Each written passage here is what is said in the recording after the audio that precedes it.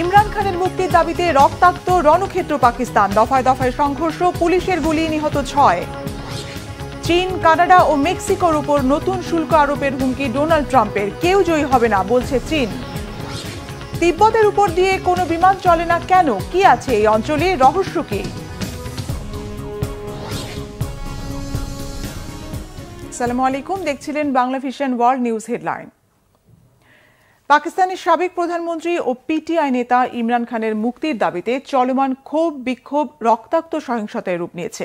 ইসলামাবাদে PTI সমর্থকদের সঙ্গে পুলিশের দফায় দফায় সংঘর্ষে নিহত হয়েছে 6 নিরাপত্তা কর্মী, আহত শতাধিক। আটক করা হয়েছে 5 পার্লামেন্ট সদস্য সহ প্রায় 4000 জনকে। ইমরানের সমর্থকদের ঠেকাতে 144 ধারা জারি করেছে প্রশাসন, মোতায়েন করা হয়েছে সেনাবাহিনী, বন্ধ করে দেওয়া হয়েছে ইন্টারনেট ও মোবাইল সেবা। বিস্তারিত শহীদ আরাফাতের ডেস্ক রিপোর্টে। ইমরান খানের মুক্তি নিশ্চিত করতে পাকিস্তানে গর্জে উঠেছে পিটিআই নেতাকর্মী ও সমর্থকরা। আইন শৃঙ্খলা বাহিনীর সব বাধার সংঘর্ষ মোকাবেলা করে পৌঁছে গেছে রাজধানী ইসলামাবাদে। ইমরানকে মুক্তি না দেওয়া পর্যন্ত রাজপথ না ছাড়ার হুমকি দিয়েছে সমর্থকরা। এর আগে পিটিআই নেতাকর্মীদের লং মার্চকে কেন্দ্র করে ইসলামাবাদের সব প্রবেশপথ বন্ধ করে দেয় আইন শৃঙ্খলা বাহিনী।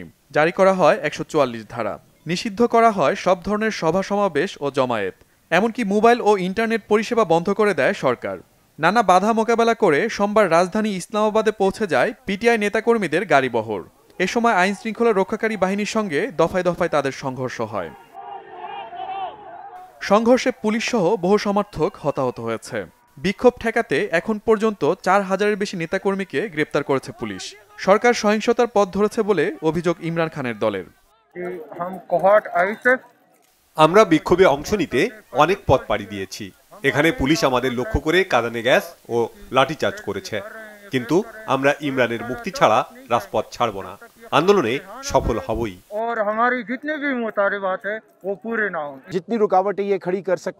তারা যত চায় তত বাধা দিতে পারে, এতে আমাদের থামানো যাবে না। ওরা আমাদের স্বাধীনতা কেড়ে নিতে চায়, কিন্তু সব অপশক্তিকে পরাজিত করব এবং ইমরানের মুক্তির মধ্য দিয়ে আমাদের স্বাধীনতা অর্জিত হবে। পাকিস্তানের স্বরাষ্ট্রমন্ত্রী মহসিন নাকবি কড়া হুঁশিয়ারি উচ্চারণ করেছেন। সরকারি ভবনের সুরক্ষায় ইসলামাবাদের রেড জোনে কাউকে অবস্থান করতে দেবেন না বলে সাফ জানিয়ে দিয়েছেন। ইসলামাবাদের রেড জোনে প্রবেশ করা মাত্র গ্রেপ্তার করার নির্দেশ রয়েছে। সরকারি ভবনের সুরক্ষায় ওই এলাকায় চলাচল নিষিদ্ধ করে দেওয়া হয়েছে। যে ওই এলাকায় আসবে তাকেই গ্রেপ্তার করা হবে। পিটিআই নেতা গহর আলী খান বলেছেন, আন্দোলন সহ বিভিন্ন ইস্যুতে সরকারের সাথে আলোচনা চলছে, তবে ইমরানের নির্দেশ অনুযায়ী চলবে এই আন্দোলন। Shahid Arafat, Bangla Vision News desk. দায়িত্ব নেওয়ার পর প্রথম দিনেই চীন, কানাডা ও মেক্সিকোর উপর নতুন শুল্ক আরোপের হুমকি দিলেন নবনির্বাচিত মার্কিন প্রেসিডেন্ট ডোনাল্ড ট্রাম্প। তবে এই বাণিজ্য যুদ্ধে কেউ জয়ী হবে না বলেছে চীন। আর ট্রাম্পের সাথে ফোনে কথা বলেছেন কানাডার প্রধানমন্ত্রী জাস্টিন ট্রুডো। নিজের সামাজিক মাধ্যম ট্রুথ সোশ্যালে আমদানি শুল্ক নিয়ে আগাম হুঁশিয়ারি দিয়েছেন ট্রাম্প। বলেছেন, আগামী 20 জানুয়ারি প্রেসিডেন্ট হিসেবে শপথের পরপরই প্রথম নির্বাহী আদেশে কানাডা ও মেক্সিকোর উপর 25 আর চীনের উপর 35% আমদানি শুল্ক আরোপ করবেন তিনি। যুক্তরাষ্ট্রের সরকারি হিসেবে পণ্য আমদানি 40% যায় কানাডা, মেক্সিকো আর চীন থেকে। এই 3 দেশ থেকে যুক্তরাষ্ট্রে মাদক ঢোকা বন্ধ হলে শুল্ক নিয়ে টানাপোড়েন সমাপ্তির ইঙ্গিত দিয়েছেন ট্রাম্প। মাদক পাচার রোধে চীনের চেষ্টা অব্যাহত আছে বলে জানিয়েছে বেইজিং। ওয়াশিংটনকে সতর্ক করে বলা হয়েছে, 2 দেশের মধ্যে আবার বাণিজ্য যুদ্ধ শুরু হলে কেউ লাভবান হবে না। কানাডা জানিয়েছে, ট্রাম্পের সাথে ট্রুডোর ফোন আলাপে এ বিষয়ে ফলপ্রসূ আলোচনা হয়েছে। বাণিজ্য খাতে যুক্তরাষ্ট্রকে অন্যতম অংশীদার হিসেবে উল্লেখ করে মেক্সিকোর অর্থমন্ত্রী বলেছেন, যুক্তরাষ্ট্র, কানাডা, মেক্সিকোর মুক্ত বাণিজ্য চুক্তি মেনে চলা হচ্ছে। নির্বাচনের আগে একাধিক জনসভায় ট্রাম্প হুমকি দিয়েছিলেন, আবার প্রেসিডেন্ট হতে পারলে দেশের ভেতরে মাদক ঢোকা বন্ধ করতে প্রয়োজনে 100% শুল্ক আরোপ করা হবে। সরকারি হিসেবে যুক্তরাষ্ট্রে প্রতি বছর অন্তত 75,000 মানুষের মৃত্যুর জন্য দায়ী মাদক। নবনির্বাচিত মার্কিন প্রেসিডেন্ট ডোনাল্ড ট্রাম্পের বিরুদ্ধে করা নির্বাচনী ফলাফল পাল্টে দেওয়ার অপচেষ্টার মামলাটি খারিজ করে দিয়েছে যুক্তরাষ্ট্রের আদালত। মামলাগুলোকে ভিত্তিহীন বলে প্রতিক্রিয়া দিয়েছেন ট্রাম্প। যুক্তরাষ্ট্রের স্থানীয় সময় সোমবার মামলাটি খারিজ করেন বিচারপতি তানিয়া চুটকান। মামলাটি খারিজের জন্য ওই দিনই আদালতের প্রতি আহ্বান জানিয়েছিলেন সরকারের বিশেষ কৌঁসুলি জ্যাক স্মিথ। এছাড়া গত মেয়াদে ক্ষমতা ছাড়ার পর সরকারি গোপন নথি ট্রাম্পের নিজের কাছে রাখার মামলা খারিজেরও আবেদন করেছিলেন তিনি। স্মিথ জানান, যুক্তরাষ্ট্রের বিচার বিভাগের নিয়ম অনুযায়ী ট্রাম্প প্রেসিডেন্টের দায়িত্ব নিলে তার বিরুদ্ধে করা মামলা খারিজ করতে হবে। নির্বাচনের ফলাফল পাল্টে দিতে অপচেষ্টার মামলাটি 2020 সালে করা হয়েছিল। আলোচিত এই দুইটি মামলা নিয়ে এতদিন ট্রাম্পের বিরুদ্ধে লড়াই করেছেন জ্যাক স্মিথ। অবশ্য দ্বিতীয় মেয়াদে প্রেসিডেন্টের দায়িত্ব শেষ করার পর ট্রাম্পের বিরুদ্ধে আবার এসব মামলার কার্যক্রম শুরুর সুযোগ আছে বলে জানিয়েছে আদালত। নিজের সামাজিক মাধ্যম ট্রুথ সোশ্যালে দেয়া প্রতিক্রিয়ায় ট্রাম্প বলেছেন, এসব ভিত্তিহীন মামলা করে জনগণের দেয়া কর থেকে $1 কোটি বেশি অপচয় করেছে বিদায়ী বাইডেন প্রশাসন। তাকে মামলায় ফাঁসিয়ে ন্যায় বিচার বঞ্চিত করতে বাইডেন প্রশাসনের অপতৎপরতার ফিরিস্তিতিও তুলে ধরেছেন ট্রাম্প। তিব্বতিয়ান প্ল্যাটোর এক বিশাল অঞ্চলের উপর দিয়ে উঠতে পারে না কোনো বাণিজ্যিক বিমান। শুধু যে এই জায়গা দিয়ে বিমান চলাচল করে না তা নয়, দেখা যায় অনেক বিমান ইচ্ছাকৃতভাবে এই জায়গাটি এড়িয়ে আরো লম্বা রুটে যাচ্ছে। কিন্তু কেন, কি আছে এই অঞ্চলে? ডেস্ক রিপোর্টে আরো জানাচ্ছেন ইমরান মাহমুদ। বিশ্বে প্রতি সেকেন্ডে গড়ে প্রায় ৯,৫০০টি বিমান চলাচল করে। লাইভ প্লেন ট্র্যাকার ওয়েবসাইটে গেলেও দেখা যাবে অনেকটা মাছির মতো বিমান দিয়ে ভরা বিশ্ব। কিন্তু এর মাঝেও এমন কিছু জায়গা পাওয়া যাবে যার উপর দিয়ে বিমান চলাচল করে না। এমনই একটি জায়গা হচ্ছে তিব্বতিয়ান প্লাটো।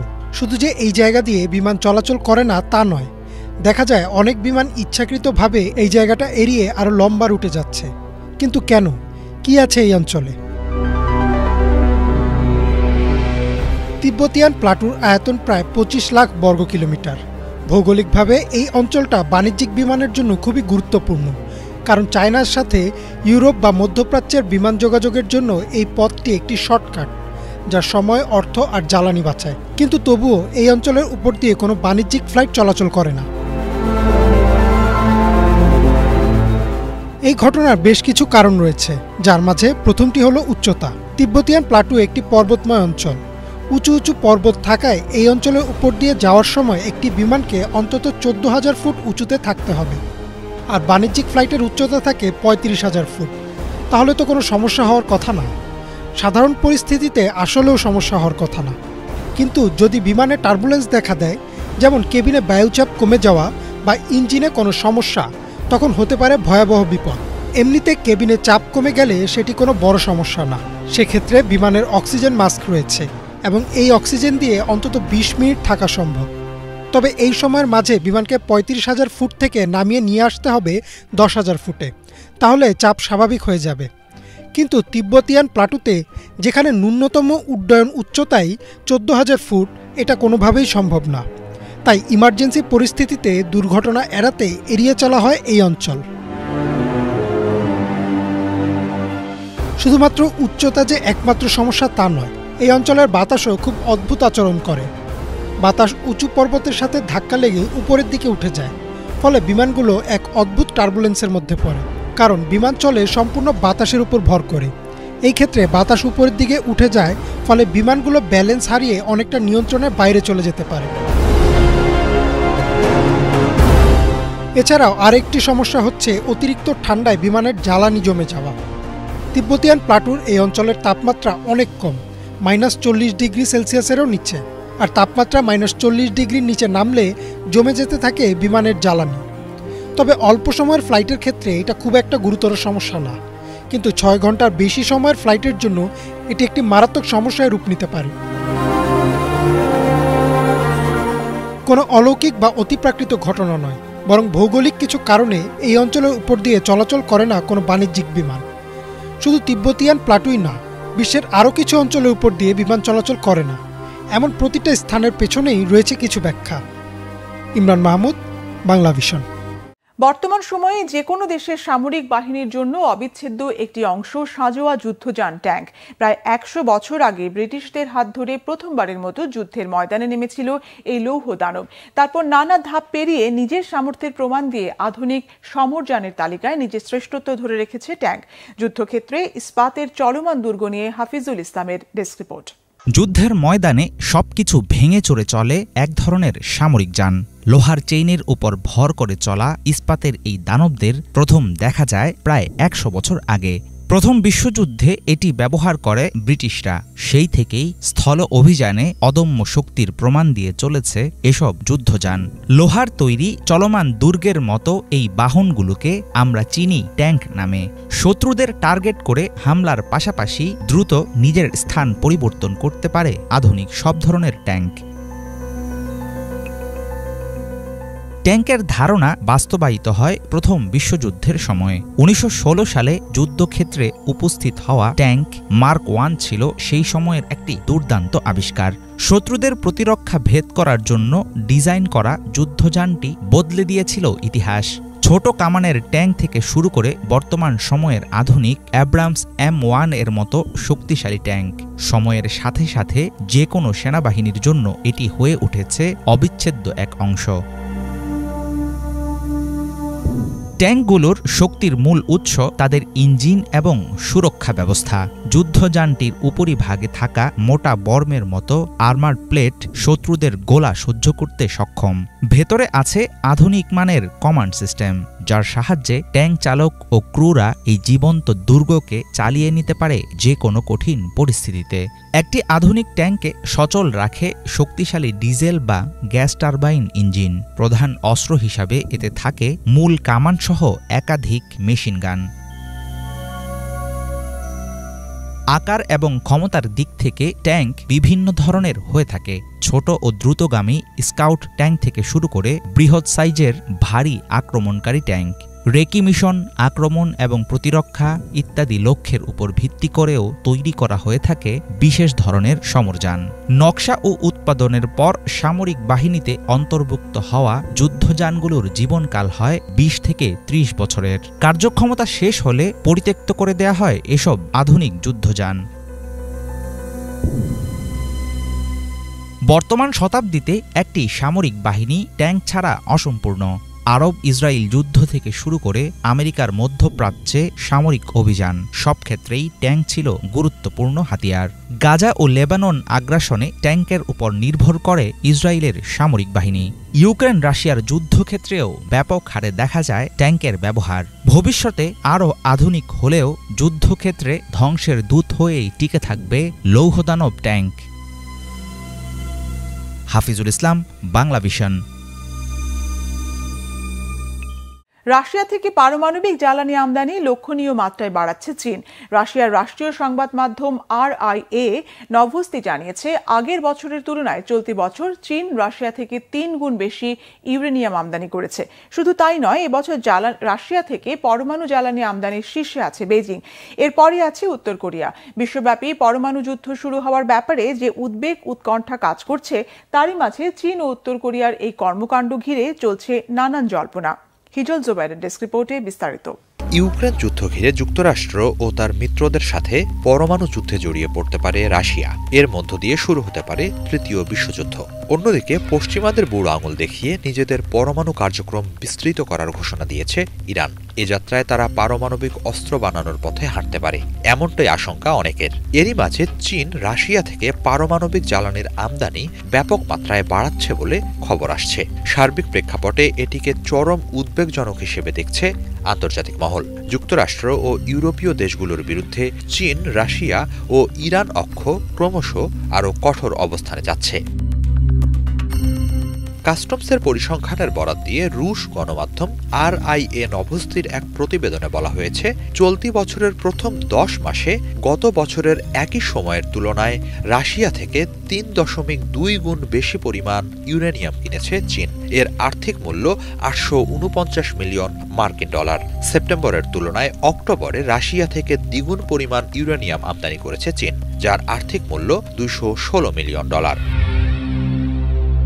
প্রতিবেদনে বলা হয়, এবছর রাশিয়া থেকে সর্বোচ্চ ইউরেনিয়াম আমদানিকারক দেশ হল চীন। উত্তর কোরিয়াও দেশটি থেকে উল্লেখযোগ্য মাত্রায় ইউরেনিয়াম আমদানি করছে বলে জানানো হয়। সর্বোচ্চ আমদানিকারকের তালিকায় উত্তর কোরিয়া আছে দ্বিতীয় অবস্থানে। এবছর তারা ৬৫০ মিলিয়ন ডলার মূল্যের ইউরেনিয়াম আমদানি করেছে। চীন যে কোনো সময় তাইওয়ানকে মূল ভূখণ্ডের সাথে একীভূত করার পথে হাঁটতে পারে। অন্যদিকে তাইওয়ান চায় স্বাধীনতা। এ নিয়ে চলমান উত্তেজনার মাঝেই চীনের বিপুল পরিমাণ পারমাণবিক জ্বালানি আমদানি তাইওয়ানে আগ্রাসন চালানোর প্রস্তুতি কিনা এমন প্রশ্ন জোরালো হচ্ছে।